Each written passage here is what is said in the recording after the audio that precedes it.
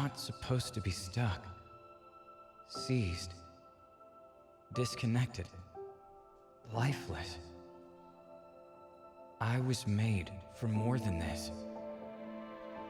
Not to stay, but to be restored by the one who designed me, refined and renewed as he does his work, and then to be driven by a force, alive and connected to those around me, and working for something greater, propelling each other forward in motion, living rust-free and keeping speed, to be part of something bigger as I live out my purpose. I was made for this. I was made to grow. Well, hey, Cornwall, how are you doing this morning? All right. Well, welcome officially to church, whether it's here in the building in Bellingham, watching on the big screen in Skagit, or on one of many devices, joining as part of our online community. You've picked a great weekend to join us at Cornwall, as this weekend we wrap up our series called Growing. And the intent behind this series is simple. Over the last 6 weeks, giving you real, practical, easy applications to deepen your faith, to grow in your faith in your journey with Jesus. And that culminates today, but not with a sermon, instead a conversation between me and someone who has been around Cornwall for more than 2 decades. He lives and breathes, it's part of his DNA, this idea of engaging with others. I've got amazing respect for him, and I look forward to learning alongside of you with him. So would you please welcome Pastor Randy Pries.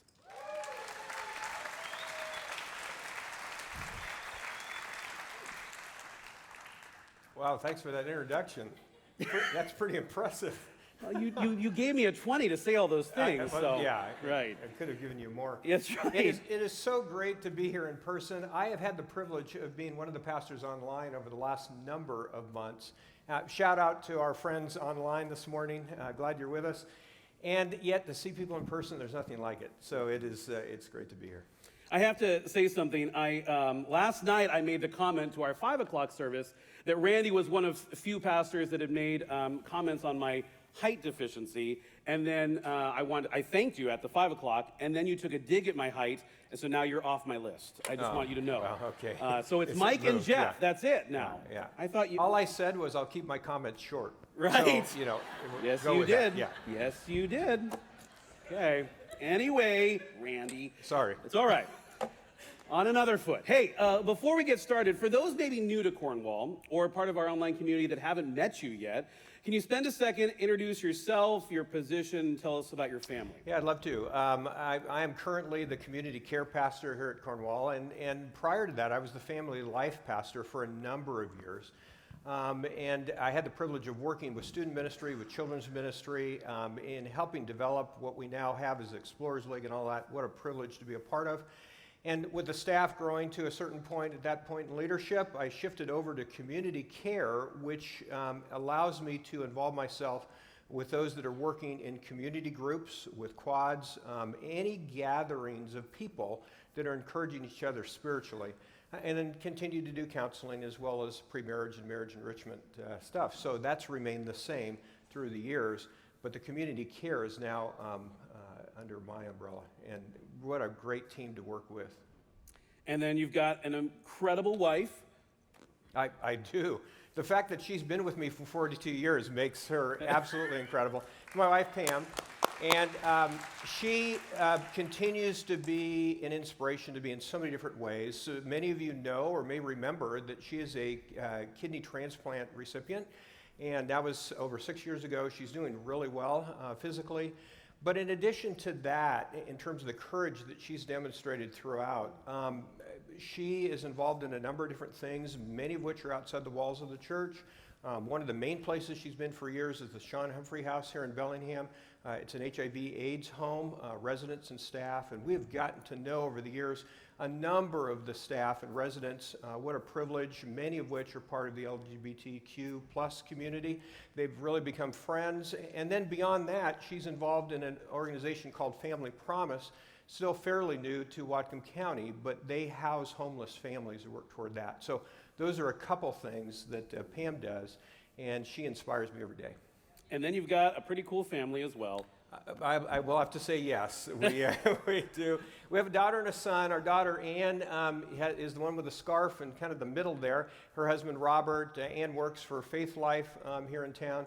Robert works for a company that writes resumes for people all over the world. And then our son, Ben, is in the foreground here. He's at Superfeet. His wife, Shannon, is a third-grade teacher at Northern Heights Elementary. They each have a daughter, so Bonnie, who turned 6 yesterday, is Ann and Robert's. Happy birthday, Bonnie. And then Olivia is 4. And a lot of the content that I'm going to be sharing today, I've learned from a variety of resources, but some of the main content has come from my family. As they have involved themselves not only in the communities they're a part of and work in their neighborhoods, they really have loved people well, but in some of the social justice efforts that they are involved in. So they are an ongoing inspiration for me too. And then last thing, Randy, is you and I share a passion of Major League Baseball. Yes. But the question that I'm guessing you get asked a lot is, of all the teams, why the Seattle Mariners? Well, because they're local. No. That's part of it, but the other part is that maybe I'm drawn to the underdog, and maybe I'm long-suffering. That might be a part of it too. Right now, I'm really drawn to the youth movement. So, and the thing with the youth movement and the Mariners at this point is there's lots of ups and downs. So, take your Rolaids before every game and kind of see what happens. Eventually, the hope is that they will emerge and become like the Chicago Cubs. I mean, it took them 100 years, right, to win the World Series, so we'll see. Okay, we'll see, right? We'll Yeah, see. exactly. Well, as I mentioned, we're going to wrap up the series Growing today, and over the last 6 weeks, we've looked at this wheel. And it all began with Pastor Bob talking about the critical importance of loving God and loving others. Then Pastor Kip walked us through the privilege of prayer, the commitment to being here at the gathering and online. We looked at the value of being to grow in a community, in a small group, connecting with God through Scripture, His Word, and then last week bringing hope to the hurting. And today we wrap up with the last spoke, which is engage in relationships. This idea of intentionally engaging with others for the outcome of a relationship. And so, Randy, from your perspective, just to get us started, what does engage in relationships mean to you? Yeah, well, I think it's incredible, Brian, that you asked me to come and share, because I feel like I'm still a novice in this. I feel like I'm still learning. What does it mean to engage in relationship? I love the title, because I really believe that it's tied to the rim of this discipleship gear. To be able to love our neighbors well, to engage in relationship well, starts with loving God. The fact that He would love somebody like me is phenomenal. And because He loves me, He invites me to depend on Him like never before. And as a result of depending on Him, now I've got the ability to love others. The incredible thing about these two greatest commandments, love the Lord your God with all your heart, soul, mind, and strength, love your neighbor as yourself, is we'd like it in some ways if God could just say, just love me. And although that's first and primary, He doesn't allow us the luxury of just staying there. As a result of loving Him, we naturally, through His strength and His power and the love that He pours into us, are able to love others. And so it really is tied to the second greatest commandment. And the thing that's remarkable about this, in terms of loving your neighbor as yourself, as a command, is that Jesus defined neighbors. It isn't only the people that we live by. It's the diverse group of people that are in our community that we might encounter every single day. And so it isn't just loving people that live close to us. It also isn't just loving people who think like we do, believe like we do, act like we do. It's loving others, loving our neighbor as ourselves. And certainly there's an aspect of that is our self-love too, that we receive from God. So there's a combination of all of that. It's loving God first. It's allowing Him to love me so that I can see myself through His eyes. And then in that foundation, I can go out and love others well. And loving others well, being intentional with relationships, is something you and Pam take seriously. And we can see this played out all the way down to your furniture. So this is a picture of your dining room table. We all have a dining room table. Yours is very intentional. Tell us about this. Yeah, this has been highlighted a couple times, so you may have seen this before. We moved into a new place a little over 8 years ago, and we had a dining area, and we thought, well, what dining room table would we have? And the space fit a round table, but it was more than just filling the space. To us, this became very functional and an important visual. The functional part of it is that, it's comfortable to sit around a round table. And a big part of a round table versus a long table is you can't interact with people who are on the other end of that table, but you can interact with people at a round table because you're all face to face. It's kind of like the knights of the round table, that they're equals at this table, and the ability to not only converse with people, share a meal together, but hear and share stories. And so this is very functional, but it's also an important reminder visually for us every day. Next weekend, Pastor Bob will kick off our summer series looking at the book of Acts. And in it, we'll discover Paul was a great engager with others. He would write to 2 different churches, but on the same topic. The first to the church, Colossae, would say this: "Therefore, as God's chosen people, holy and dearly loved, clothe yourself with compassion, kindness, humility, gentleness, and patience." These 5 words, if we highlight them, Randy, how do we take on this idea of engaging with others with this calling without it feeling really heavy and burdensome? Yeah, I mean, look at these qualities. And you go, how many of us have these down? I mean, we're all a work in progress as it relates to these. What comes naturally for us is almost the opposite of these. But compassion, kindness, humility, gentleness, and patience, if we reflected that every single day, what a difference we might make in the relationships that God has allowed us to have in our life and the people in our life. But to do that, I love this word clothe, because there's a daily clothing ourselves of these things, so that as we put our clothes on every day, if it could be a reminder to you and to me that we are to clothe ourselves with these qualities and then move into life with these, what a tremendous way of living counterculturally and in ways that people don't expect. Okay, so it's a daily intentional process of clothing yourselves with these qualities. Absolutely. One of them is humility, and Paul would write to the Philippians this. He would say, "Do nothing out of selfish ambition or vain conceit, rather in humility, value others above yourselves, not looking to your own interest, but the interests of others." And what I see here, Randy, is this idea of above others and others' interests, if we highlight those 2 words. And so why is that critical in engaging in relationship? Well, I think it's critical for those of us who are Christ followers, because what follows here is all about Jesus and what it is that he came to do. So it's critical from that standpoint. But we all know that our tendency is the self. And because the tendency is ego and self, this is where we tend to be focused. So I'm more concerned about my interests than I am about others' interests. And yet what this calls us to do is to value others, to extend the kind of love, but also the kind of dignity that says, you have a story, you deserve to be listened to and loved, just like I want to be listened to and loved. And as a result of that, then I have the ability to hear the interest of others and hear more of their world. And I think that this can happen very practically throughout the course of the day if we only had this perspective and mindset as we interact with people, that it really is about knowing and learning their interest and their story versus me telling mine. Which is a great segue. One of the books that I read in advance of this is Overflow, and there's a chapter that's all about listening. That if we want to engage with others seriously, we have to check ourselves at the door and listen to others. Why is that hard for us to do? Well, I think, again, because of that self-preoccupation. I don't know about you, but oftentimes when I'm engaging with somebody in conversation, I'm, in my mind, thinking about how am I going to respond to this? How is it that I'm going to now offer my story to take focus off of them and put it back on me? How is it that I'm going to try and help them know that I can relate to what they're experiencing by sharing my own experience, and we're so quick to do all of that. Active listening is just that. It is active. It's not passive. It's active.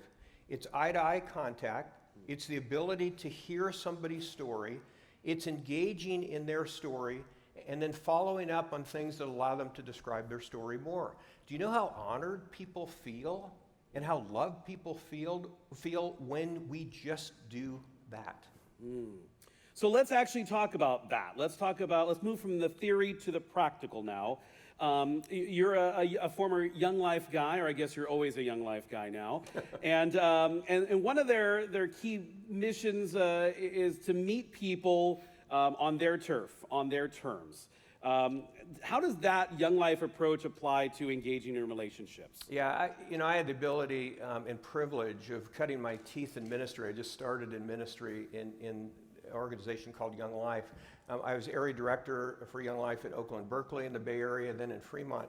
And it was a remarkable experience and so foundational, I think, not only to faith, but how it is that we operate in faith. And Young Life has a term called incarnational ministry. And it's just what it says. Incarnational ministry is exactly what Jesus did. God taking on flesh, dwelling among us. And what it is that he calls us to do in incarnational ministry is to live amongst, to be in the midst of. We're not to be a part of the world, but in the world. Not of the world, but in the world. And so as a result of that, we are called to live incarnationally. There are people that intentionally move into certain neighborhoods to be able to connect with neighbors that are very unlike them. There are people that intentionally put themselves in spots where they get to know people. And not only in Young Life, but the privilege that I've had as a counselor over the years is meeting people in the midst of their brokenness. And I've heard so many stories and so many difficulties and so many hardships. But what I long to do as a counselor, first and foremost, is to meet people where they are. And that really is incarnational ministry. It's the ability to see somebody, to interact with them, to hear again their story, and to meet them where they are.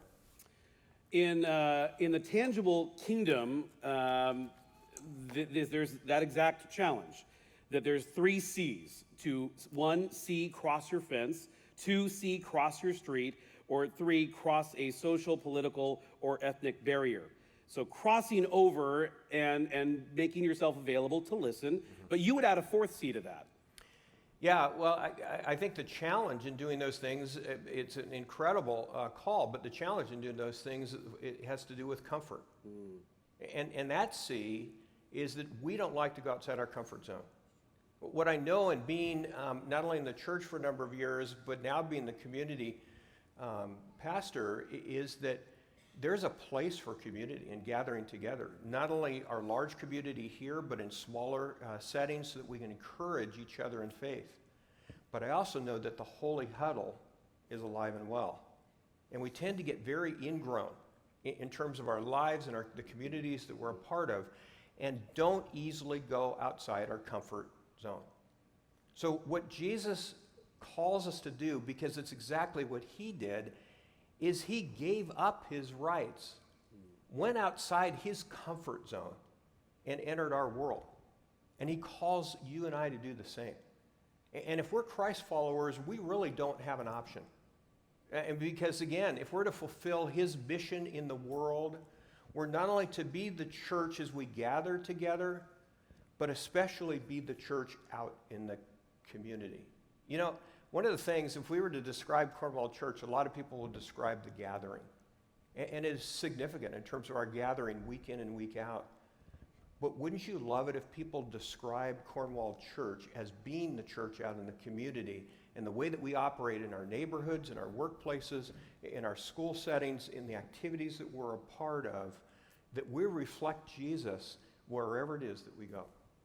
So speaking of Jesus, there was this article, Joe Daniels wrote this: Jesus observed people and listened to people so intimately that it did not take him long to discern what really mattered to someone. Jesus showed us getting to know someone's heart is critical to knowing them. What stands out to you about this quote or idea? Well, I love it. I mean, I had a professor once that said, never outgrow your need for the Gospels. You may be familiar with the stories, but if we keep reading and rereading the Gospels, we can't help but encounter Jesus. And I don't know about you, I need to be encountered by Jesus every single day. Because to be more like him, I need to know him and his heart. And the remarkable thing about Jesus is, you know, he had a reputation. You know what his reputation was? Friend of sinners. Let that sink in for a minute. Friend of sinners. Is that what you and I are known for or by? And yet that's what he was known by. You know who he had the toughest time with? Gulp. The religious. But he was a friend of sinners. And so he reflected this and got to know people's heart and their lives in remarkably in a very short amount of time, but they were drawn to him. And certainly they were healed. Many were healed by him, physical ailments and that kind of thing. But you wonder, in addition to that, whether it was the encounter of the whole person that made such a significant difference in their life. I love the story, and I think it's in Mark 5, where Jesus encounters this hemorrhaging woman. And he's on his way to Jairus' house to heal Jairus' daughter, top official at that time. So he's walking through this crowd, and this woman reaches out in her need and touches his clothes. And Jesus does the unthinkable. He stops, he turns around and looks for the person that touched him. And then when he discovers who it is, she comes to him, and I love the J.B. Phillips translation in this. She shares with him her whole story. How else would we know her physical condition? How else would we know that she spent all that she had, many doctors, and wasn't healed? She shared with him her whole story. Yes, she was healed physically, but was it not even more significant that Jesus heard her whole story? Did he know her whole story? Absolutely. He's God in the flesh, right? But she shared her story with him, and that had to be as significant as the physical healing. Now, Randy, maybe you're here or you're watching online and you're starting to get excited about this idea, reflecting Jesus, being with Jesus, like Jesus.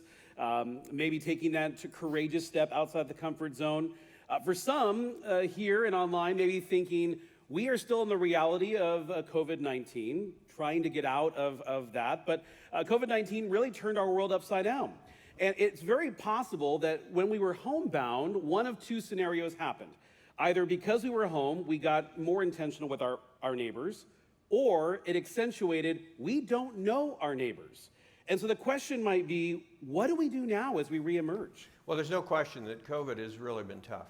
I mean, the table that you saw, we haven't used for friends. We just last week or so invited a couple over that we had not been able to get together with during this time. It has been hard. Obviously, some people have been really affected by this physically, economically, and so forth. So yes, it has really been challenging, but is there still value to connecting together? Absolutely, and we've had to be resourceful in trying to find ways of connecting together because the value of community is significant. And here's what I've discovered in the midst of this pandemic is that we're all going through it. It isn't just certain individuals. You know, sometimes when we experience a loss in our family or whatever, we're the ones going through the loss. We're all going through this together, various degrees. So challenge, yes, but is there opportunity? You know, for me as an extrovert, I really appreciate being around people.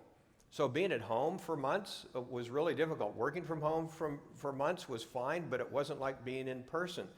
But what it did allow us to do is to connect with our neighbors because they too were home.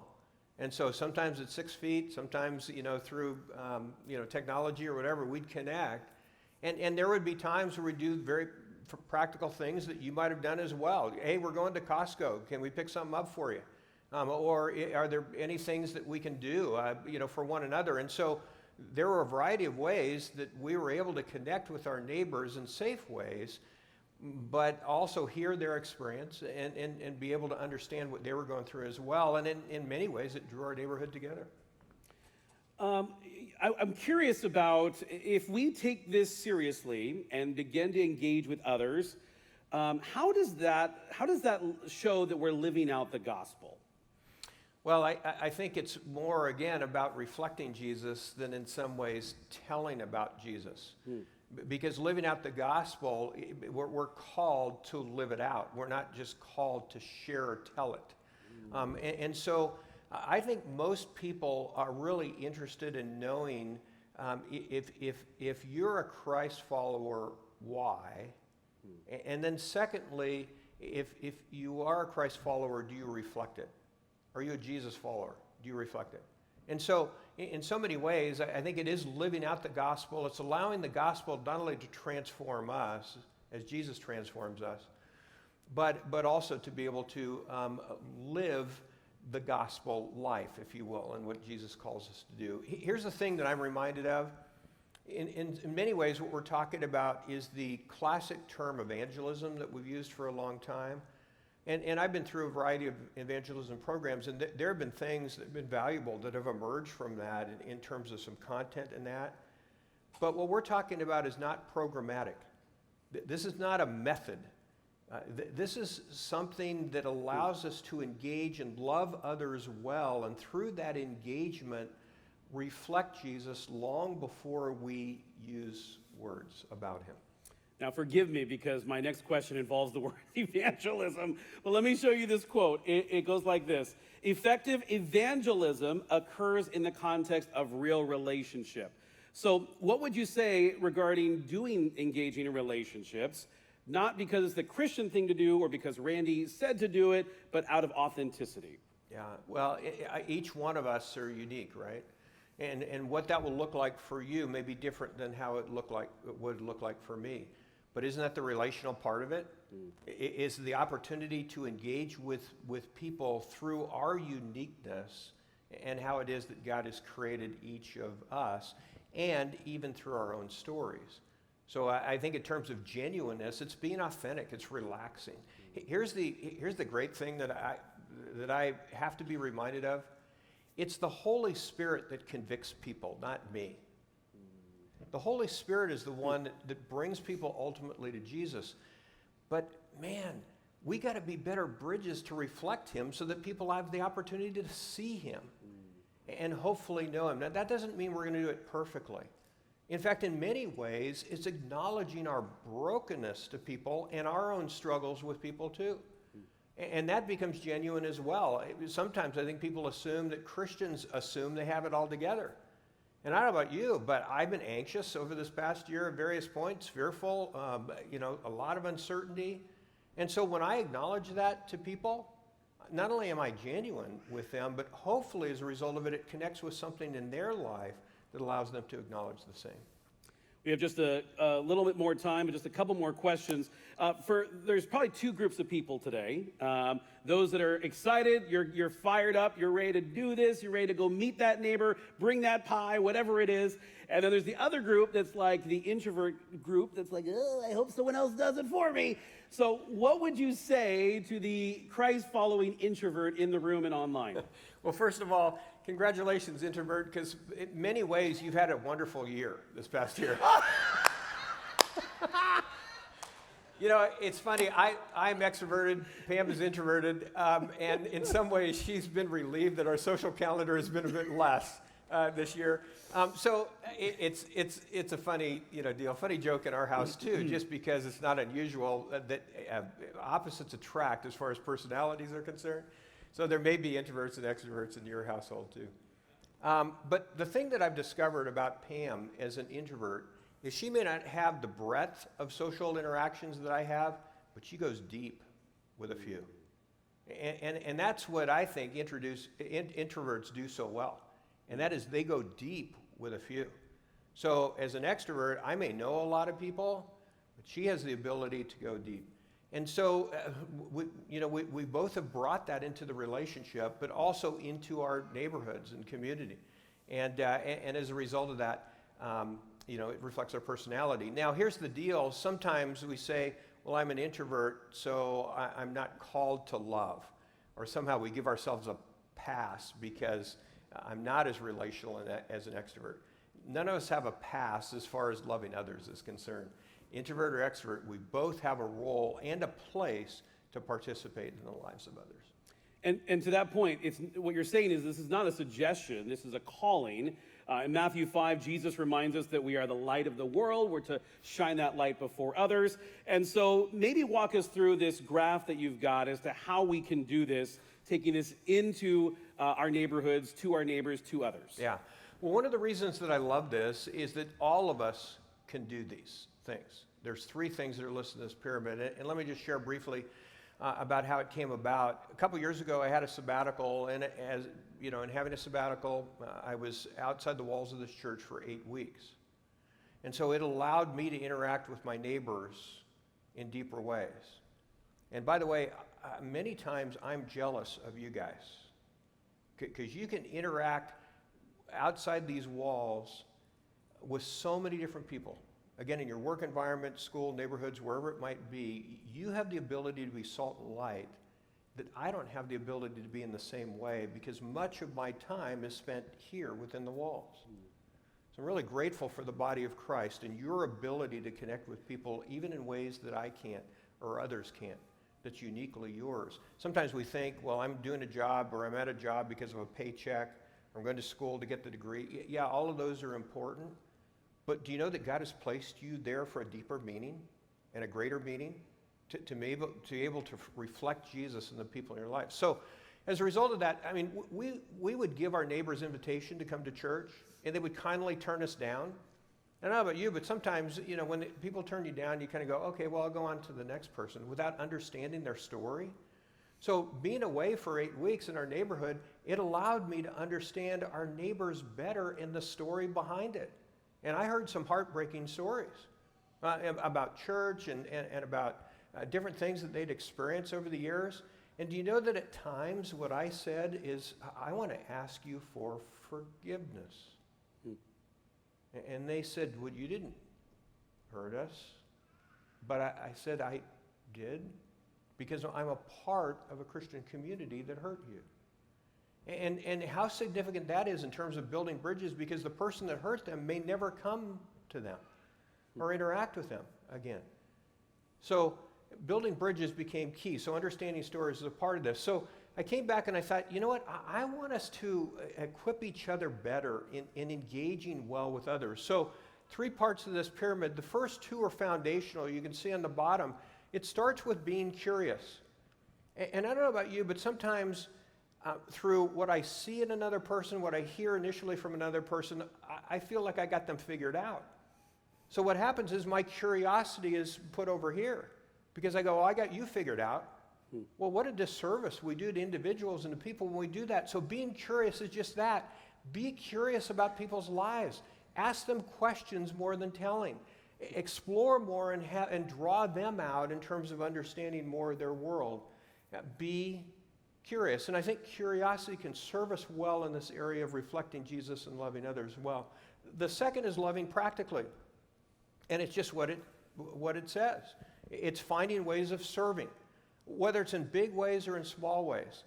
And here's something that I've found to be really significant. If you're in a conversation with somebody and they're describing to you maybe a physical ailment that their mom is experiencing, and you listen to that story and you hear about their mom and then you go away, if you come back a couple days later and ask about their mom, people are shocked that you and I would even remember to follow up on that conversation. Is that simple but significant? Absolutely. You know why? Because you and I understand what it's like when people treat us in that way or follow up on conversations that we've had rather than kind of let it go in one ear and out the other. So loving practically can be very simple and significant. Writing notes, words of encouragement, being with people in the midst of their challenges are all loving practically. And then this top one is sharing stories. We've heard, hopefully, their stories all along. But now we've got a foundation to be able to share some of our story. And here's one of the most significant things that you can do. I mentioned earlier this question, why are you a Christian? If you can answer that in 3 minutes or less, that's about the opportunity that you will have to share your story at any one time. Because we know that after a few minutes, people start, their thinking start to fade. They think about other things, all kinds of things that may have happened while we've been talking up here for you. Hopefully not. But if you can condense your story in 3 minutes and why you're a Christian, that's what people want to know. What is it about Jesus that's drawn you? And here's one of the things that I've avoided. I've avoided discussion about anything from fundamentalism to evangelicalism to even Christianity. What I focus on is Jesus, the person. I'm a follower of Jesus, and they want to know why. And I'll borrow an Andy Stanley term. What he says is, if anybody predicts that they are going to die and rise again and pull it off, I'm going with that person. If you can share that, you're not talking about churchianity. You're talking about being a Jesus follower and why. So a gift that you can do not only for your neighbors but also for yourself is take out a piece of paper sometime this week and at the longest 3 minutes write down why you're a Christian. And you'll be able to draw upon that in your conversation with people when this opportunity arises. Cool. Very cool. Randy, before we talk about next steps, just a question for you that came to mind as you're talking. Without names, without mentioning your neighbors by name or the others in your life, can you think of something top of mind where you have put this into practice and now it's just a natural, authentic thing you do and you have seen fruit from it? Yeah. Well, I mean, there can be various examples. In fact, in some, I don't even know. Sometimes we're doing this and we don't know what the result is, right? So many times, that could be the case. And if I'm living this way, and by the way, this isn't just technique, this is a lifestyle. This is building relationships with people. And so as a result, so what I think about is how mutual it can be. And we have neighbors that live across the street that they don't get garbage pickup. And I'm going, that's fascinating. I don't know anybody else in our neighborhood doesn't get garbage pickup. So again, during the sabbatical, I'm interacting with them, and they, were ones that kindly turned us down, church invitation.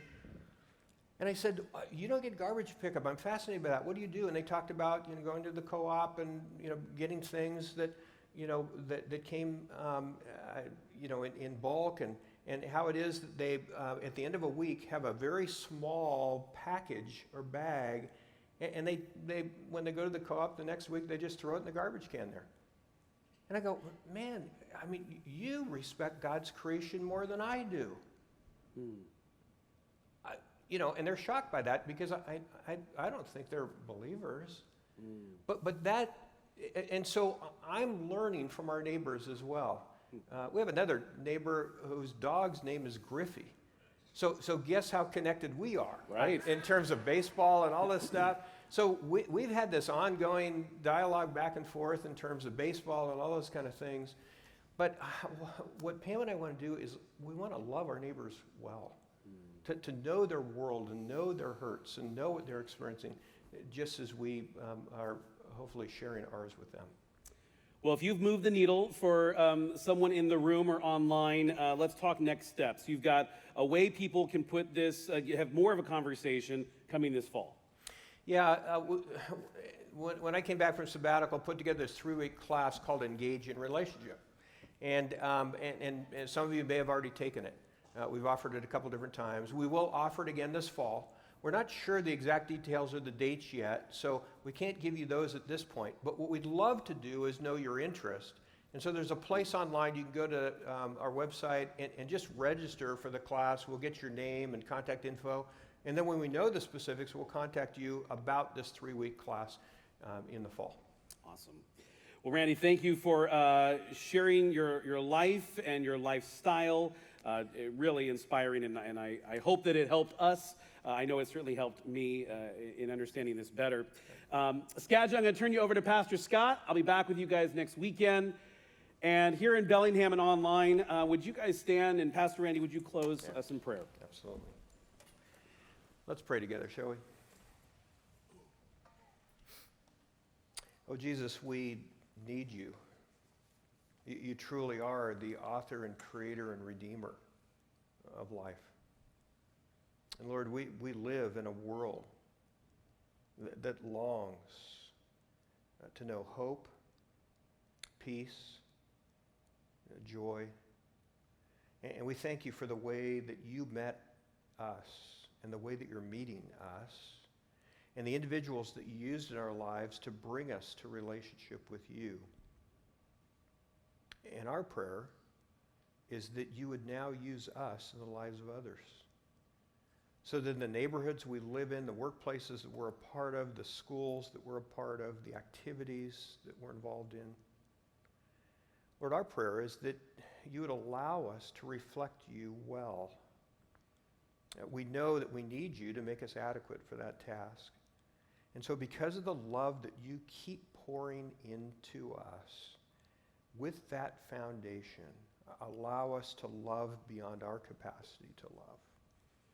And may we truly see people in our lives, not only as fellow human beings, but ones made in your image who are also looking for life. So give us the ability to engage well. And we're grateful for your work in our midst. And ultimately, we not only long to make kingdom impact at a time like this, in a culture like ours, in a community that you've planted us, but we also long to see others come to know the hope that we have in you. Jesus, thanks for this time today. In your name, amen.